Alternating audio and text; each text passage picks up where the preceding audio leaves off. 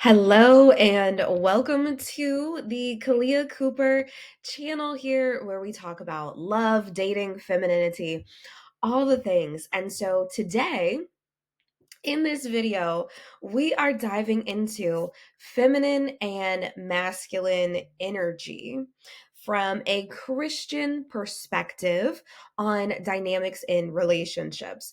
And so how many times have we wondered about what does feminine energy look like and mean? What does masculine energy look like and mean, especially as a godly woman, right? Because there can be, so many things out there of like feminine energy. Like we hear all these things, but from a biblical perspective and from the way that God originally designed us is how we're going to dive into this today. And so, before we dive into this training, I actually created a free Attract Your Godly Husband training if you are a woman who desires to date for a marriage that makes her nervous. You can go ahead and, excuse me, grab it in the description below and just click the link. It's going to show you exactly how to position yourself to be pursued by the man that God has for you. All right, we're going to get to this message. I have a little tickle in my throat, but that is not about to stop this lesson. And so let's talk about something that I get asked all of the time. What does masculine and feminine energy actually look like from a Christian perspective? And how do those dynamics play out when it comes to relationships without turning into a power struggle? And so I have been married to the love of my life for over 8 years now. And I am obsessed. Like, I am obsessed with all things godly marriages and making an impact in this world and leaving a legacy, leaving generational wealth, all of those things. I am obsessed. I love it. I love it. I love it. I love, dropping into our femininity and teaching about that and teaching about healthy relationships. And so, in that, I can share from my perspective because I am a CEO of a seven-figure company, and my husband's also a businessman. He's a pastor, and I'm a mom of four children. We have three biological, and we're also foster parents as well. And so, in that, I have learned how to really drop into my femininity so that there's this beautiful dynamic and pull within my relationship, because I believe that we get to be these powerful women that are out pursuing our goals. If you want to build a seven-figure, eight-figure company, or you want to be the top in your career, you can be that and still be able to receive masculine pursuit. And so this is also something that I dive into deeper with inside my Single to Wife program. But today I'm going to give you an overview so that you can start applying this right away. And so let's talk about the masculine and feminine energy. Let's define those a bit.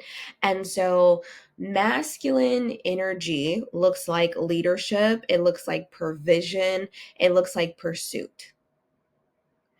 I want you to think about right now a masculine man that you have come across in your life, and specifically a masculine godly man. And I'm going to talk about my husband a bit here because I want to share what this looks like, what this feels like in terms of a relationship and those relationship dynamics. So, my husband is a very masculine, strong man. He's a masculine, strong, godly man, because there is a difference from just a man who's masculine and he's without God. from a man who is masculine and he is strong and he loves God. And so when I think about a masculine man, what comes to my mind is my husband. And he is a strong leader. He is a fierce lover, but he's also very gentle. And it is the most beautiful thing. Like, he is the most kindest, loving man and most generous man that I think I've probably ever come across before. He's very incredible. And so he knows how to be strong and grounded and just all of these things. And at the same time, he's loving. He's so gentle. He's so kind. Like, and I love that about him. But a masculine, godly man knows how to be strong. He knows how to be the protector. He knows how to be the provider while also at the same time being loving and generous. Okay, so that is the masculine energy there. And masculine energy is drawn to, like a magnet, feminine energy. So let's talk about, what does feminine energy actually look like here? And so feminine energy is receiving. So I want you to think about this even in the dynamics of how the anatomy of how God created a man and a woman. Men have an outward giving characteristic when it comes to their anatomy, and women have something that receives the man. Oh my gosh, how cool is it that God, like, I think it's so cool that God created us that way, because he shows us, even in our anatomy, even in the way that a woman's body is made. Our bodies as women were not made to carry a lot of weight. And when I say that, I like physically, literally, like, this is not like in a bad way. Physically, we are the weaker sex. Now, does that mean that we are weak and that we're less than men? That's not what I'm saying here. Our bodies were created to carry children and just like not to do a ton of physical labor. It, like, when I do a ton of physical labor, I feel it in my body, and it doesn't feel good. And so in our bodies, we were made to be receivers. We were made to receive help. Versus when you think about a man, they were made to do that hard labor and all of those things. And so the feminine, she is receptive to a man. She is receptive to what God desires to bring her. She's nurturing. She is nurturing and she's loving and she's influential, because the man is the head, but the woman is the neck, and she can turn the head of a man. She has influence over the masculine.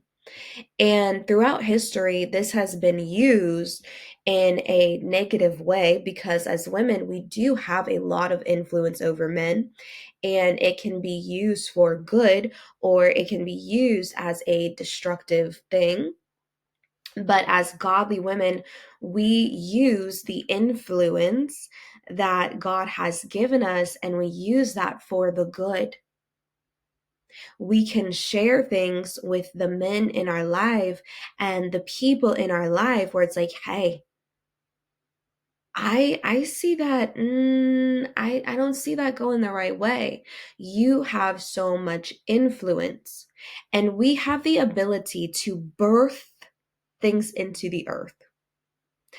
God has given us such creative abilities as women. And when I say birth things into the earth, I'm not just talking about children. I'm talking about purpose. Like the way that we work and build wealth as women is totally different than the way that men do it. We have different capacities, and neither is right or wrong. It's just when you tap into your God given design for the way that God created you, excuse me, this is why this is so important to understand the difference between the feminine and the masculine, is because they're magnets to each other. And so, one of the biggest breakthroughs that women have when they work with us is realizing that they don't have to prove themselves to men. Because when they lean into their femininity, they start being pursued naturally.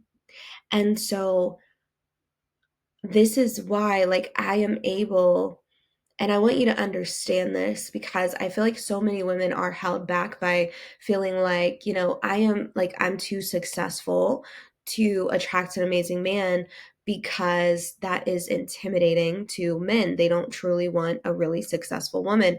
And that's not true. What happens a lot of the times there is that we are leading with our success instead of leading with who we are. You can be a highly successful woman, a highly ambitious woman, and attract a really good man when you lead with your femininity and you lead with what's in your heart. Because my husband is more impressed by how I am around him, how I make him feel, more than the success that I have created in my life. So what you lead with matters. So I want to talk about God's design for dynamics. God's design for dynamics. In the word, it talks about, and this is where I got my blueprint for love, is the Bible. But for me, I didn't grow up seeing a lot of healthy relationships.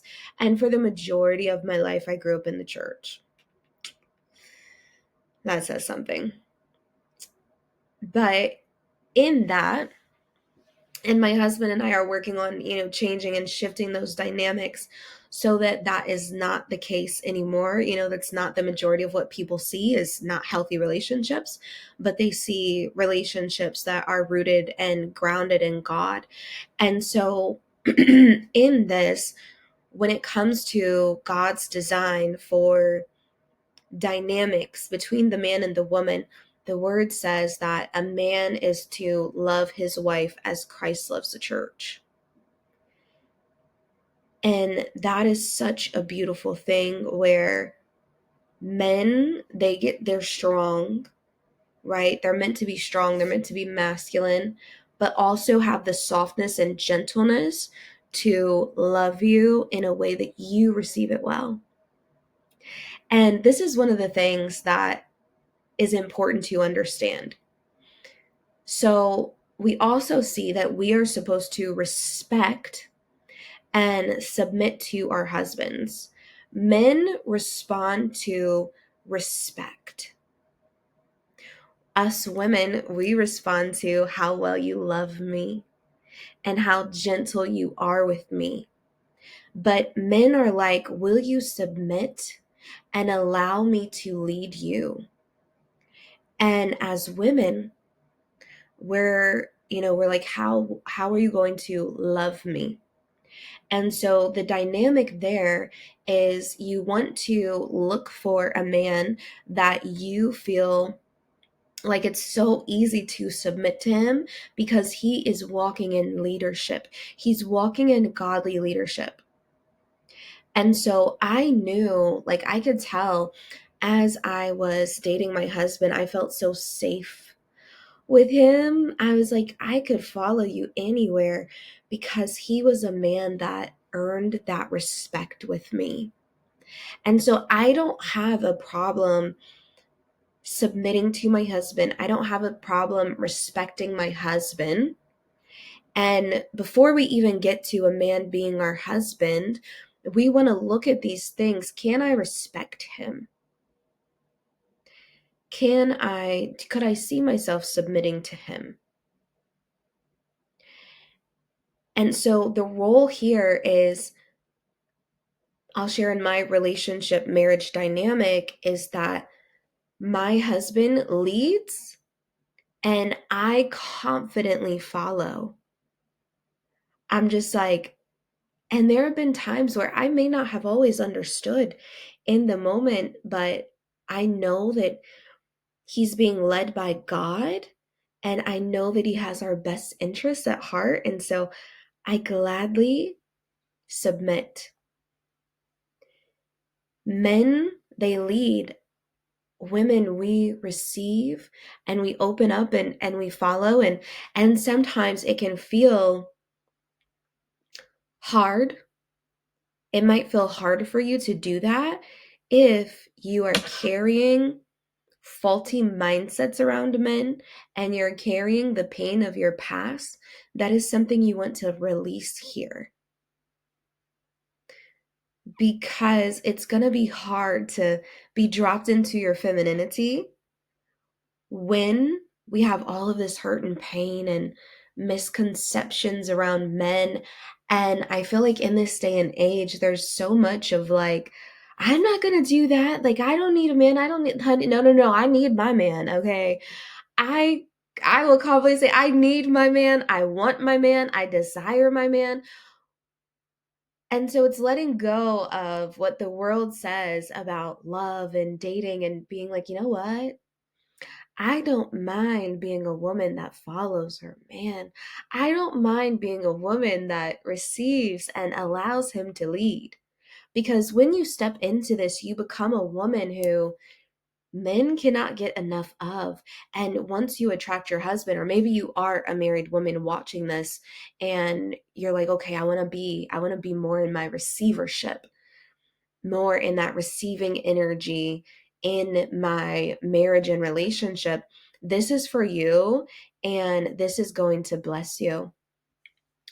And so, common pitfalls when it comes to a woman stepping into her femininity is, especially for my high achieving women, it is easy to have on this mask that you have it all together, when really you're like, I don't want to hold all of this by myself. I want a good man in my life. I want to be taken care of. I want to be able to, for my man to be my soft place.